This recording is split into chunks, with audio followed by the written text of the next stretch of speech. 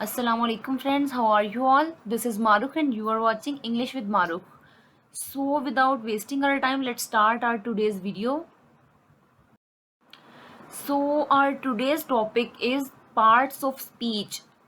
Parts of speech is an important part of our English language. As I mentioned here, a category to which a word is assigned.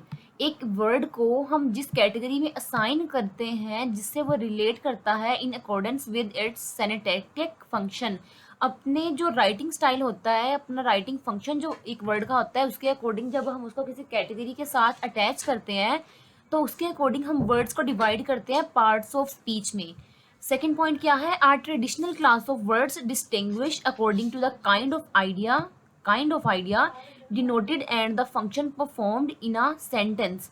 कि एक word जो है वो क्या function perform करता है एक सेंटेंस के अंदर. ठीक है, हमने ये तो पढ़ लिया कि सेंटेंस क्या होता है, कलेक्शन ऑफ वर्ड्स होता है, पर हमने ये देखना है अब कि एक जो वर्ड है वो एक सेंटेंस में क्या फंक्शन परफॉर्म करता है.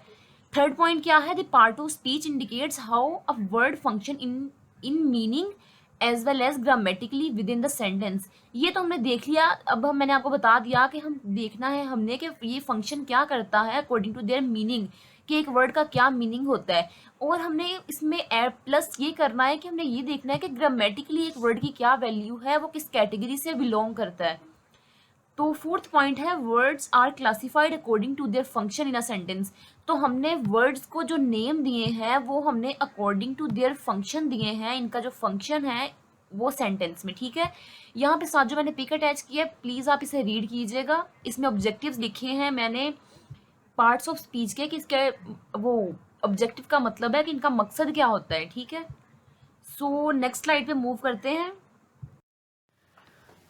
ओके, तो ये तो मैंने आपको बता दिया कि टोटल पार्ट्स ऑफ स्पीच, ये पार्ट्स ऑफ स्पीच क्या होते हैं. अब हमने ये देखना है कि टोटल पार्ट्स ऑफ स्पीच होते कितने हैं. ठीक है, the 8 parts of speech in English language are as follows. तो हमें पता चला कि टोटल पार्ट्स ऑफ स्पीच कितने होते हैं? 8. तो नेम क्या होते हैं पार्ट्स ऑफ स्पीच के? पार्ट्स ऑफ स्पीच का हम देखें मीनिंग क्या है. पार्ट्स, पार्ट हिस्सा होना एक स्पीच का, जो हम बोल रहे हैं, हम वर्डिंग यूज कर रहे हैं, इसमें से हमने देखना है कि मैं जो भी अब मैं बोल रही हूँ, मैं जो भी वर्ड बोल रही हूँ, पार्ट्स ऑफ स्पीच में हम देखते हैं कि ये स्पीच में जो मैंने वर्ड यूज किए हैं ये वर्ड किस कैटेगरी से बिलोंग करते हैं, इनका नेम क्या होता है. तो फर्स्ट नेम क्या होता है? Noun. Second is pronoun, then verb, adverb, adjective. ये इसमें जो डी है वो साइलेंट होता है तो इसको पढ़ते हैं हम adjective. And then conjunction, preposition and interjection. So आज हम दो तीन को देखेंगे. तो हम मूव करते हैं स्लाइड पे. फर्स्ट क्या होता है? नाउन. अब हम देखते हैं कि नाउन क्या होता है. A noun is a person, place, thing, idea और क्वालिटी. नाउन क्या होता है? ये किसी नेम होता है किसी पर्सन का, किसी भी प्लेस का, आइडिया एंड अ क्वालिटी. अगर मैं कहती हूँ आई एम मारुख, ठीक है, तो मैंने क्या कहा? मारुख, मेरा नाम है मारुख, तो ये किसी पर्सन का नेम है ना, तो ये क्या हो जाएगा? नाउन. अगर मैं कहती हूँ आई लिव इन कोई भी ईटीसी सिटी ले लें, I live in Lahore, I live in Faisalabad, कुछ भी, तो आता है कि सिटी का नेम आ गया है तो क्या होगा? प्लेस का नेम आ गया है तो वो क्या होगा? नाउन होगा. उसके बाद अगर मैं कोई आइडिया लेती हूँ, I am thinking an idea, कोई भी आप नेम ले लें, किसी क्वालिटी का नेम ले लें, आई एम फीलिंग सैड, तो ये किसी क्वालिटी का नेम है तो ये क्या होगा? नाउन. यानी कि किसी भी चीज का नेम है उसे हमने कहना है noun. They can act as the subject. ये किसी भी सेंटेंस में एज अ सब्जेक्ट यूज हो सकता है. मैंने सब्जेक्ट का आपको बता दिया और ऑब्जेक्ट का भी, कि what is an subject and an object, कि एक सब्जेक्ट और ऑब्जेक्ट क्या होता है. तो जो नाउन है वो किसी सेंटेंस में एज अ सब्जेक्ट भी यूज हो सकता है और एज एन ऑब्जेक्ट भी. जैसे मैंने बताया कि आई एम मारूफ, ठीक है, सॉरी ये तो एक सिंपल सेंटेंस है. अगर मैं कहती हूँ आई एम टेकिंग टी, तो इसमें जो है टी जो है वो नाउन है, चाहे किसी चीज का नाम है, तो टी जो है एज एन ऑब्जेक्ट यूज हुआ है. उसके बाद क्या है? Nouns are everywhere in our writing. Noun जो होती हैं हमारी राइटिंग में, हमारे टेक्स्ट में हर जगह होती हैं. ये कॉमनली यूज होने वाला पार्ट ऑफ स्पीच है. ठीक है, तो एग्जांपल्स देखते हैं हम इसकी. Albert Einstein, it's a scientist name. Disneyland किसी प्लेस का नेम है. माई बेडरूम, ये भी किसी प्लेस का नेम है. द प्रेसिडेंट, प्रेसिडेंट एक प्रॉपर नाउन है, कोई खास बंदा है इसलिए इसके साथ दी लगा है. हम देखेंगे पार्ट टाइप्स ऑफ नाउन भी, पर अभी हमने सिंपल नाउन पे फोकस करना है. And my mother, a girl, okay, ये तो मैंने आपको सिंपल एग्जांपल्स बता दी नाउन की। हम एक सेंटेंस में देखते हैं, यहाँ पे मैंने लिखा है अली प्लेज क्रिकेट। अली क्या है? किसी शख्स का, किसी पर्सन का नाम है, ठीक है। तो ये एज अ सब्जेक्ट यूज हुआ है सेंटेंस में। And the last one word is cricket. Cricket क्या होता है? किसी गेम का नेम है, और ये एज एन ऑब्जेक्ट यूज हुआ है इस सेंटेंस में। सो ये भी एक नाउन है। नेक्स्ट सेंटेंस देखते हैं। Quaid-e Azam was our first governor general, ठीक है। कायदे आजम हमारे फर्स्ट गवर्नर जनरल थे। तो यहाँ पे कायदे आजम जो है ये एक प्रॉपर नाउन है। ये एक खास बंदे का नाम है ना, Quaid-e Azam, the great personality of Pakistan. So इसलिए हमने इसको नाउन में एज अ सब्जेक्ट यूज किया है। मूव करते हैं हम नेक्स्ट स्लाइड पे। ओके, सो ये है प्रोनाउन। अब हमने देखना है प्रोनाउन क्या होता है। अगर मैं आपको इजी वर्डिंग में बताऊं तो PRO, अगर हम इसको 2 स्टेप्स में डिवाइड करते हैं, 2 कैटेगरी पार्ट्स में, तो जो प्रो होता है उसका मतलब होता है के लिए।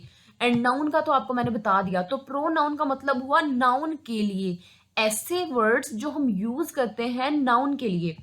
सो डेफिनेशन देखते हैं। A pronoun is used in a place of a specific noun. जैसे मैंने आपको बताया कि जो नाउन है वो यूज होता है place of a noun mention earlier in a sentence, जिसको हम पहले से मेंशन कर देते हैं अपने सेंटेंस में। आप कंफ्यूज ना हो, एग्जांपल देख के आपको समझ आ जाएगी। प्रोनाउन क्या होता है? हम इसको यूज करते हैं किसी नाउन की जगह पे, ऐसे नाउन की जगह पे जिसको हमने पहले से किसी सेंटेंस में लिख दिया होता है, मेंशन कर दिया होता है। सेकेंड लाइन क्या है? So that you don't have to keep saying writing that particular noun. तो आपको जरूरत नहीं पड़ती सेइंग या राइटिंग, रिपीटिशन, रिपीट करने की किसी पर्टिकुलर नाउन को, ठीक है, क्योंकि आप उसकी जगह पे प्रोनाउन यूज कर लेते हो। तो आपको बार बार नाउन लिखने की जरूरत नहीं पड़ती। A pronoun can do everything that a noun can do. एक जो प्रोनाउन है वो सब कुछ कर सकती है जो एक नाउन कर सकता है, ठीक है। नाउन क्या करता है? किसी सेंटेंस में एज अ सब्जेक्ट बिहेव करता है। तो प्रोनाउन भी एज अ सब्जेक्ट बिहेव कर सकता है। जैसे मैंने कहा कि I am doing my homework, तो यहाँ पे जो आए है ये मैंने Marukh, Marukh is doing homework, ठीक है। अगर मैंने कहा मारुख इज डूइंग होमवर्क, तो यहाँ पे मारुख एक नाउन है। अब मैंने नेक्स्ट लाइन में कहना है Marukh is a good girl, ठीक है ना। तो मैंने I am a good girl, तो मैंने मार्क की जगह पे आई को यूज किया है, मार्क को रिपीट नहीं किया। तो वो होता है pronoun. It is just use to remove the repetition of a noun in a text. जैसे मैंने आपको बताया कि ये रिपीटिशन को रिमूव करता है नाउन की। एग्जाम्पल देखते हैं हम। Michael is a good boy, he gets up early in the morning. देखें, फर्स्ट सेंटेंस में तो हमने नेम यूज कर लिया माइकल, ठीक है, नाउन। लेकिन सेकेंडली हमने माइकल नहीं यूज किया, हमने लिख दिया he gets up early in the morning. तो ये जो ही है यहाँ पे, इसे हम कहते हैं प्रोनाउन, जो कि नाउन की जगह पे यूज होता है। और ये मैंने कुछ और एग्जाम्पल इसके साथ अटैच किए हैं। और लास्ट में मैंने वो सारे प्रोनाउंस लिखे हैं, he, she, it, I, we, they, you, ये सारे प्रोनाउंस होते हैं। सो ओके फ्रेंड्स, आज की वीडियो में बस इतना ही। आप फोकस कीजिएगा इन पॉइंट्स पे। These are very important points, you have to learn it. Okay, thanks for watching my video.